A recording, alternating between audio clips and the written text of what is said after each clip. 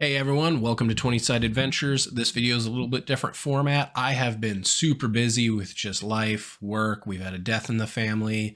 Kids have concerts. It's been a crazy busy year with work, and I wanted to get a video out to you, but I didn't have the time to do my normal format and finish my current series. But again, just wanted to put something out. And so this is something that has come up in the Pathfinder 2e community creator Discord.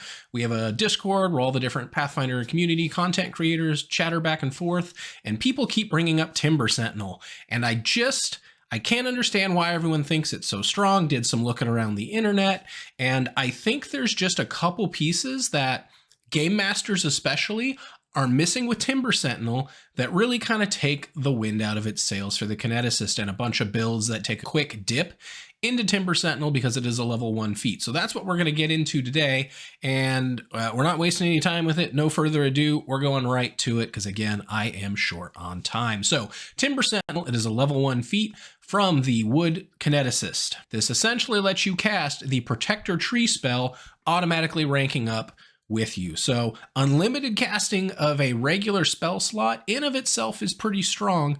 But what does the Protector Tree do if you're unfamiliar with it? Well, it creates a tree in an unoccupied space with 10 AC and 10 hit points that intercedes itself between an enemy strike and an adjacent ally. And this gets 10 more hit points for every level heightened, so you can clearly see how you can get a pretty good damage reduction off of this.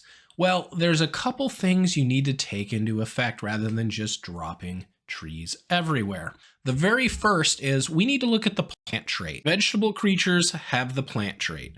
They are distinct from normal plants. Magical effects with this trait manipulate or conjure plants or plant matter in some way.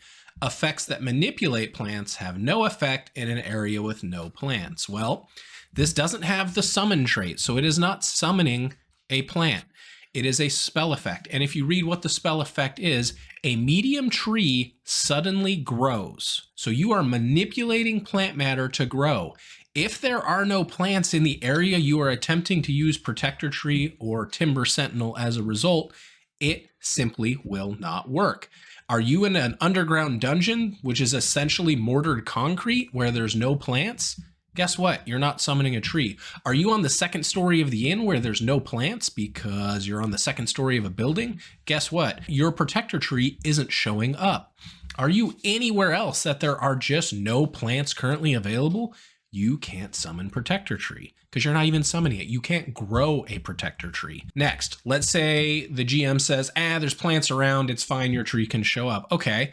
If we go to the very last line, if the tree is in soil and survives to the end of the spell's duration, it remains as an ordinary non-magical tree and continues to grow and thrive. The GM might determine that the tree disappears immediately in certain hospitable situations. This doesn't mean at the end of the fight. This simply means the GM can decide that is an inhospitable place for a plant to exist. Any of the places already mentioned, second story of a building, an underground dungeon, a place with no sunlight, a place with bad soil, a place with limited soil, even in an area where there might be plant life, but let's just say that plant life is not hospitable to the tree to be able to set in roots, your Protector Tree doesn't work.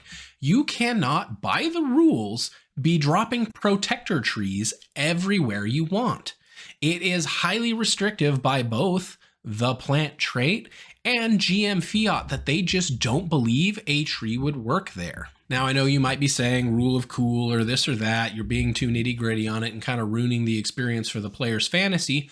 Okay, fair enough. But if you are someone who thinks that this Timber Sentinel feat is incredibly strong and perhaps consider just banning this at their table, you're probably being too permissive with it. Unless your entire adventure takes place in the natural world and outside buildings where trees can be popping up, then you could conceivably continue to spam this and get a lot of great effect from it.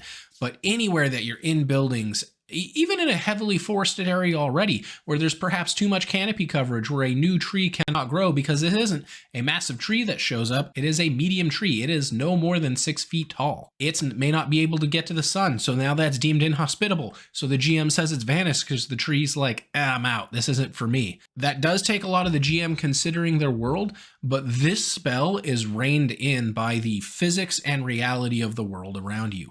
So if you are in a group or at a table where they're just dropping trees everywhere, you might need to take a look around, remember the plant trait and the specific rule here that the GM might determine that the tree disappears immediately in certain inhospitable situations. And again, the plant trait, the biggest giveaway here, effects that manipulate plants have no effect in an area with no plants. Well, this is manipulating a plant because a tree grows. It is not being summoned from somewhere else. So guys, if you're a kineticist wanting to use this at your table or you're going to dip in, you need to have this conversation with your GM on what their expectations for using this are. How literal are they on there's no plants nearby? Does the second story of the inn have a potted plant so you can use it?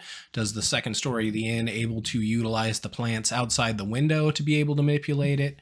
Right? Like, how literal is your GM going to be with that? What types of environments are they just going to say, nah, a tree can't live in there? Can you set it up beforehand so you can ask your GM, hey, do I think protector tree will work in this environment? And have these conversations at a time. This is a level 1 feat, so realistically, you're going to start with it if it's a build you're wanting to go into, or maybe if you're dipping to take it, still have the conversation if that's your plan so you're not disappointed when the time comes. All right, guys, that is my hot take on Protector Tree and Timber Sentinel for the Kineticist. I think it's a lot to do about nothing. Let me know what you think in the comments. Am I off my rocker? Am I nuts? Or is this right and you just never have seen it before? I'd be curious to know how this has worked at your table. Also, if you like what we're doing here on the channel, please give a like and subscribe. It would be very much appreciated as we push for 1,000 subscribers by year's end. And with that, I'm going to wish you a fantastic time on your 20-sided adventures. We'll catch you next time.